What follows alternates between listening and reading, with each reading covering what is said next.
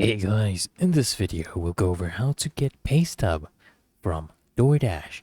So, first things first, you want to go ahead and log in to the Dasher app or website. So open the Dasher app or go to dasher.doordash.com.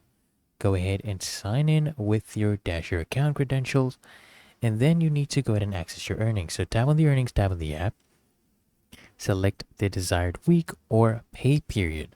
And then you just need to go ahead and tap on view earnings or a breakdown to see details. And then you can just go ahead and download your pay summary. For a full pay report, okay, if you want the full pay report, you can go ahead and visit the DoorDash website on a desktop. Just go to earnings, click on pay statements, and click on download PDF for your pay stub. Okay, and that's it.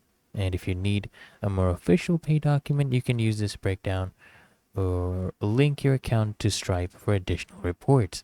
And it's really that easy and simple. So I hope this guide provided value to you. And if it did, consider smashing the like button as well as subscribing to frequently asked questions. And I'll see you guys in the next one.